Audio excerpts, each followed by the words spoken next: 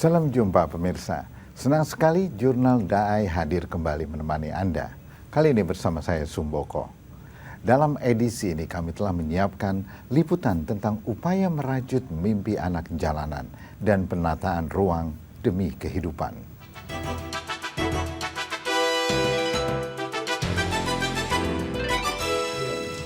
Undang-Undang Nomor 23 Tahun 2002 melindungi hak anak-anak untuk memperoleh pendidikan dan pengajaran. Tetapi banyak anak usia sekolah terpaksa turun ke jalan, bekerja dan menjadi anak jalanan. Salah satu faktornya karena keterbatasan ekonomi keluarga.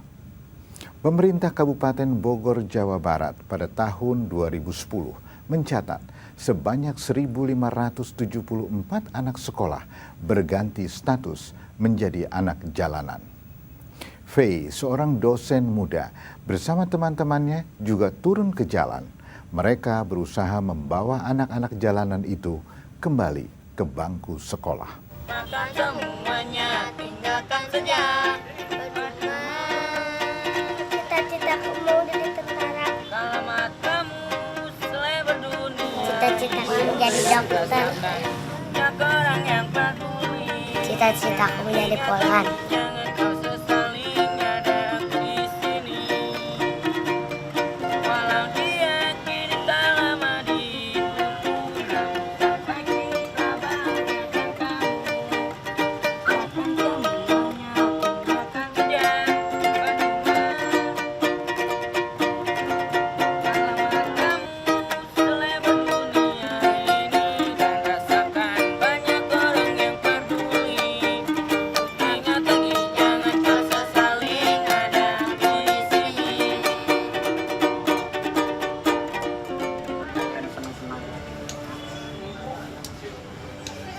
Ini misalkan yang jadi ngambil saat dihandak dua anaknya kan. Saya menjadi figur seorang yang saya inginkan saat itu. Jadi orang yang datang ke teman-teman di jalan, teman-teman yang nyari apa di jalan, saya datangin, saya berikan mereka motivasi, saya berikan mereka arahan, dan saya berikan mereka kesempatan. Ayo meneruskan sekolah, meneruskan pelatihan. Jadi saya memberikan sesuatu harapan. Karena saya dulu pun ngerasa saya sempat kehilangan harapan. Saat kehilangan harapan saat di jalan itu. Dulu saya memang sempat turun ke jalan. Kenapa sih saya buat kegiatan seperti ini? Karena memang pada dasarnya background saya pun dari jalan. Bergelut dengan dunia jalanan pernah dialami Faye saat usia remaja. Ekonomi keluarga yang menurun membuatnya turun ke jalan dan mencari penghasilan. Namun, Faye tidak pernah berhenti untuk bermimpi.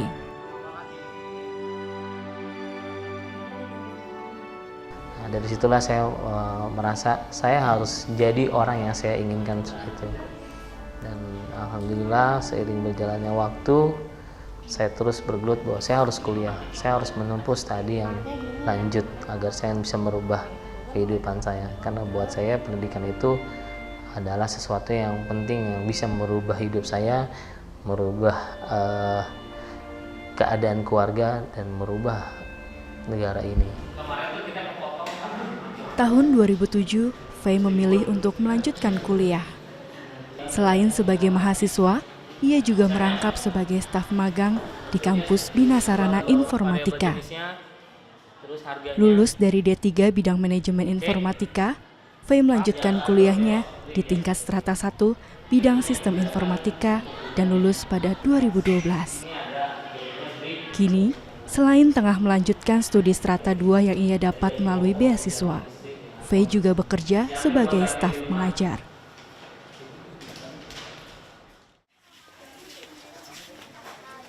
Kita merubah mindsetnya mereka dulu, cara pikir mereka yang tadinya money oriented jadi enggak gitu. Gimana caranya tadi kasih pengertian, dan alhamdulillah mereka pun menangkapnya cepat. Dan ya kak, besok saya sekolah.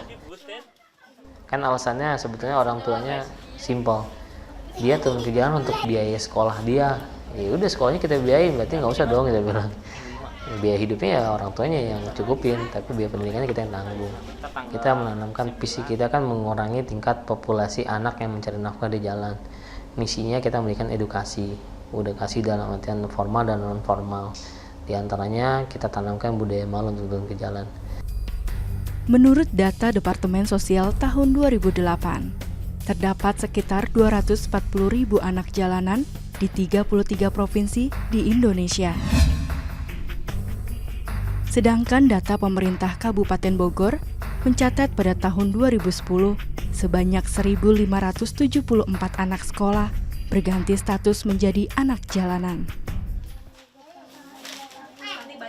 Samsul merupakan anak pertama dari 2 bersaudara. Usianya 13 tahun. Ia duduk di bangku kelas 2 sekolah menengah pertama. Ngaranna teh naon? Kaki suku gunana paranti jalan.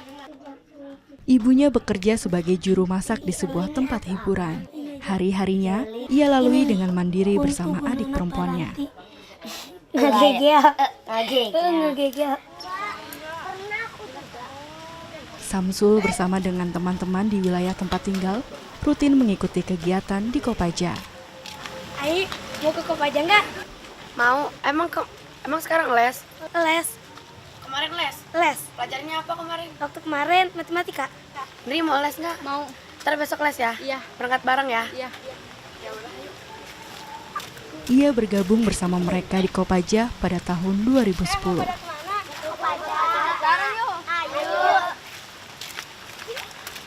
Kopaja atau Komunitas Peduli Pendidikan Anak Jalanan berdiri pada 25 Mei 2009. Kopaja merupakan sebuah komunitas sosial yang bergerak dalam bidang pelayanan anak duafa dan yatim piatu yang mencari nafkah di jalanan. Di sini, para anak jalanan menghabiskan waktu mereka untuk belajar.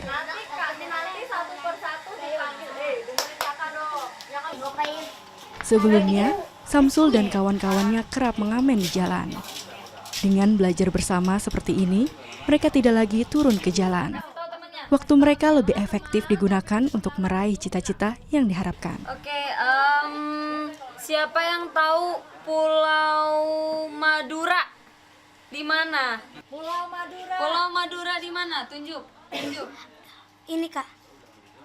Waktu dulu saya kelas 5 pernah diajak ngamen sama teman. Sampai kelas 1 SMP masih diajak ngamen. Waktu di jalan pernah ketangkep Satpol PP dan diajak ke kantornya. Saya tidak pernah turun ke jalan lagi karena lebih menyenangkan belajar. Saya belajar di Kopaja mendapatkan ilmu yang bermanfaat dan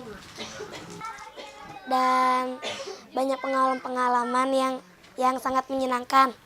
Cita-cita saya pelukis. Harapan saya ke depan ingin membanggakan kedua orang tua saya. Salah satu perhatian Kopaja kepada anak jalanan adalah dengan memfasilitasi anak didik untuk mendapatkan beasiswa maupun bantuan pendidikan dari pihak sekolah. Bahkan, para pendidik Kopaja pun rela menjadi penjamin pendidikan anak-anak ini di sekolah. Atau tepatnya, menjadi wali murid bagi mereka. Jadi ya semuanya mau anaknya nanti nunggak biaya buku misalnya, atau nunggak biaya SPP, atau anaknya bolos sekolah terlalu lama, atau anaknya ada surat pemberitahuan untuk ngambil tryout, itu semuanya nanti masuk ke kita gitu. Jadi saya yang akan menemui pihak sekolah. Melalui pendekatan personal, Faye dan kawan-kawan pendidik lainnya mencoba menggali permasalahan yang dihadapi oleh para anak didik. Ini adalah salah satu cara bagi para pendidik untuk membangun motivasi dan mengarahkan mereka pada kualitas hidup yang lebih baik. Saya ke mereka nggak pernah saya ngatur mereka, tapi saya mencoba untuk membuat mereka bercermin dari saya. Saya bisa berubah, kenapa kalian nggak bisa berubah? Saya bisa meraih apa yang saya inginkan, kenapa kalian nggak bisa meraih apa yang kalian inginkan? Kalau mereka kan rata-rata anak-anak jalanan ini keluarganya sudah, maksudnya orang tuanya udah hilang satu, entah kemana. Saya ingin menguatkan mereka, berbagi cerita, berbagi motivasi lah untuk mereka, dan berbagi ilmu tentu saja kepada mereka supaya mereka mendapat suatu kehidupan yang lebih baik lah dari sekarang. Selain di Bogor, Kopaja juga didirikan di Jakarta, Bekasi, Balikpapan, dan Tangerang. Ada sekitar 160 anak telah menjadi anak didik Kopaja. Mengubah pola pikir, mengembangkan keterampilan, serta menanamkan budi pekerti merupakan misi para pendidik Kopaja. Undang-Undang Nomor 23 Tahun 2002 Pasal 9 Ayat 1 tentang Perlindungan Anak menyebutkan bahwa setiap anak berhak memperoleh pendidikan dan pengajaran dalam rangka pengembangan pribadinya dan tingkat kecerdasannya sesuai dengan minat dan bakatnya. Karena itu, perhatian dan kepedulian berbagai pihak turut menentukan masa depan mereka. Menanggapi masalah pemanasan global, pemerintah pusat bekerja sama dengan pemerintah daerah sedang menerapkan program pembangunan kota hijau. Setiap kota dan kabupaten wajib menyusun rencana aksi kota hijau. Tahun 2013 ini, 112 kota dan kabupaten telah mulai menyusunnya. Untuk program awal, difokuskan kepada 3 hal. Salah satunya yaitu berfokus kepada pemenuhan kebutuhan 30% ruang terbuka hijau, sesuai Undang-Undang Nomor 26 Tahun 2007 tentang penataan ruang. Jakarta sendiri sedang berusaha memenuhinya, antara lain melalui keberadaan taman-taman kota dan konsep gedung bangunan hijau.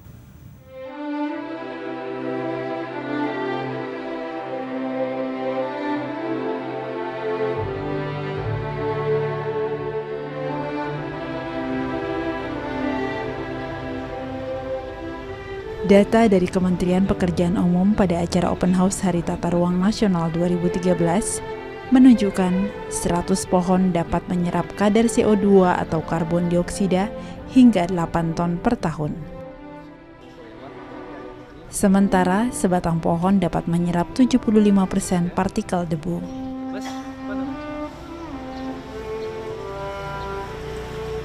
Sebuah taman kota sangat penting artinya. Setengah hektar ruang terbuka hijau dapat menyerap air hujan dan menghemat hingga 10.219 meter kubik air bersih per tahun.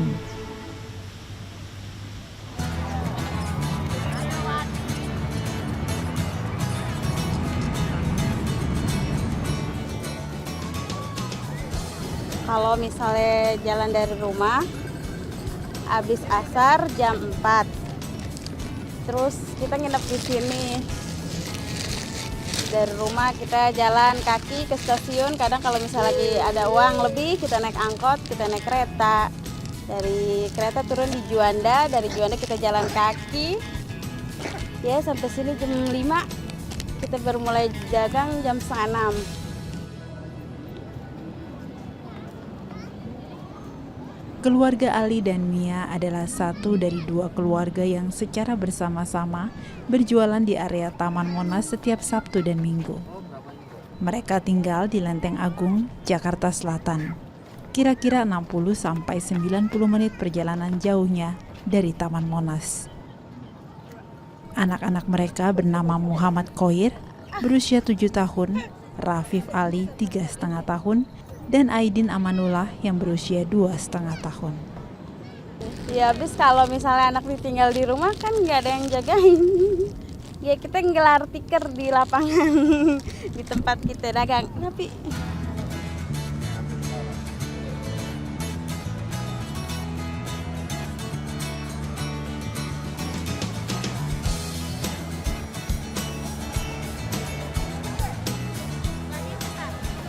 Mereka tinggal dan menginap di Monas selama 2 hari, bermain bersama, mencari nafkah, dan juga berinteraksi sosial. dia main lari-larian, kadang dia nonton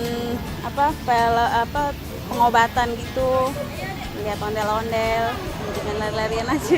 Besar, yang besar lagi, pinter, bagus giginya Raffi Bu.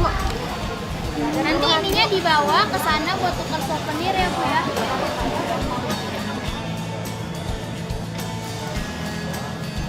Banyaknya acara di Monas sering menjadi hiburan tersendiri bagi mereka.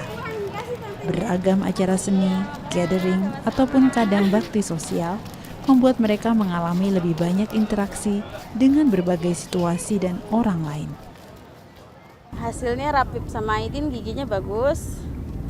Itu nggak ada lubang, nggak ada ini, bagus semua. Di hari Minggu, biasanya mereka pulang sekitar pukul 3 sore. Tetapi hari ini, pengunjung Monas termasuk sepi. Lagi pula, 3 putra mereka telah merasa lelah karena hari sangat terik. Waktu menunjukkan hampir pukul 12 siang dan mereka memutuskan untuk berkemas. Air panas yang biasa mereka pakai untuk menyeduh mie masih tersisa cukup banyak. Begitupun es batu untuk mendinginkan minuman. Ini mau kemana Pak? Ini ngasih air ke nenek. Oh emang kenapa air ya? Udah pengen pulang. Oh lebih airnya? Mereka tahu pasti cara memanfaatkannya. Berbagi. Saling berbagi di antara para pedagang adalah bentuk lain interaksi sosial yang terjadi di sini.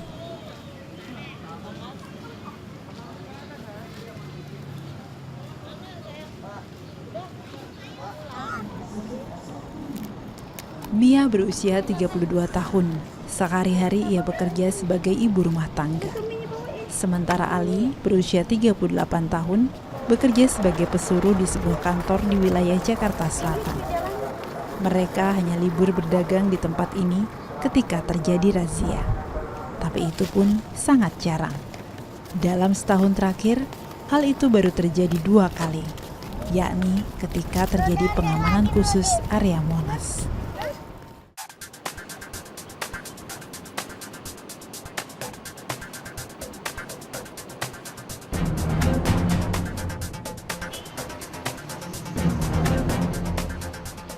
Kalau kita bicara taman-taman kota, dia mempunyai 3 nilai sebenarnya.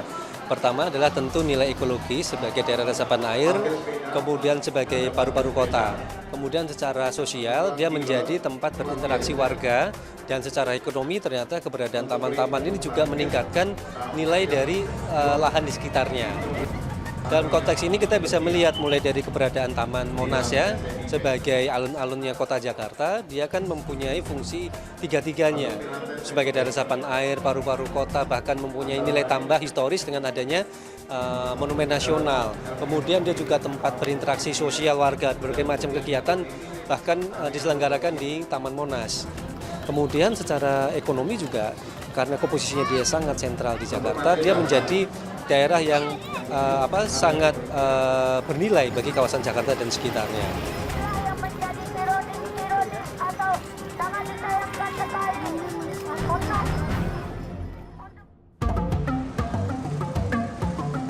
Data Kementerian Pekerjaan Umum mengatakan, secara umum pertumbuhan penduduk Indonesia rata-rata 1,49% per tahun, dan lebih dari 52% penduduk Indonesia tinggal di perkotaan.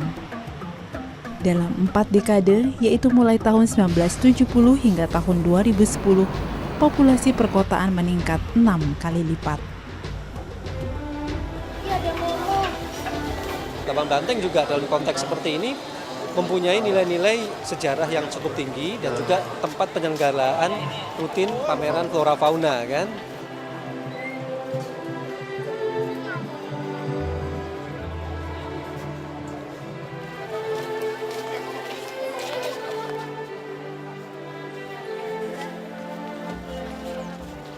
Agak ke bawah sedikit, kita akan bertemu dengan Taman Suropati, Taman Menteng, dan Taman Situlembang yang merupakan bagian dari konsep Kota Taman Menteng secara keseluruhan.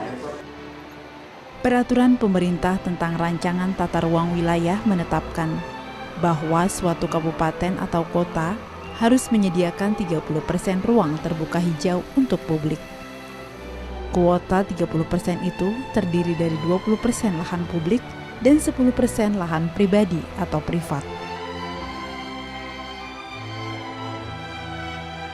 Untuk Jakarta, menurut data Dinas Tata Ruang DKI hingga tahun 2012, baru sekitar 10% yang dapat dipenuhi dari jumlah 30% area ruang terbuka hijau yang seharusnya. Gerakan penambahan ruang terbuka hijau perlu didukung pula oleh kebiasaan dalam masyarakat, termasuk kebiasaan menghemat energi dan mengolah sampah, serta bergaya hidup hijau lainnya. Selain itu, perlu partisipasi aktif masyarakat dalam komunitas-komunitas lingkungan yang mendukung gerakan hidup hijau.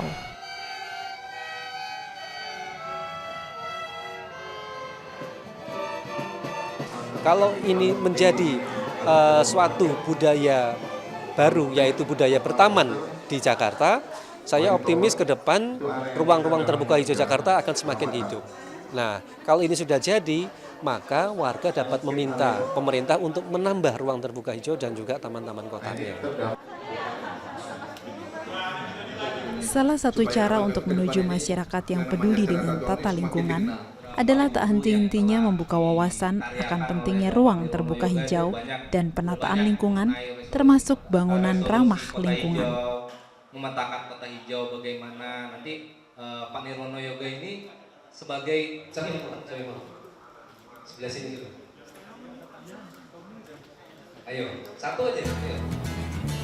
Setiap pihak dapat terlibat dalam rencana aksi kota hijau. Misalnya dalam mendirikan bangunan baru mengikuti peraturan gubernur tahun 2012, yaitu bangunan harus memperhatikan efisiensi energi, efisiensi air, kualitas udara dalam lingkungan, pengelolaan lahan dan limbah, serta pelaksanaan kegiatan konstruksi. Karena kita tinggal di bumi yang satu dalam udara dan lingkungan yang satu, peran bersama untuk menciptakan ruang yang aman dan sehat demi kehidupan sangat penting artinya.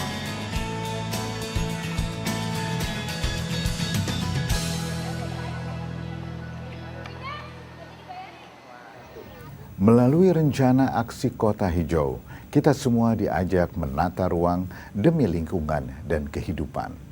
Melalui kepedulian kepada anak-anak yang membutuhkan, kita semua diajak untuk turut menata masa depan bangsa. Jadikanlah hidup ini penuh makna, karena setiap peristiwa mengukir sejarah. Jika Anda memiliki saran atau kritik, silahkan kirimkan ke website Dai TV atau ke media sosial Dai TV atau telepon ke 021 5055 8889 dan akhirnya saya Sumboko mewakili seluruh kerabat kerja Jurnal Dai mengucapkan terima kasih atas perhatian Anda. Sampai jumpa.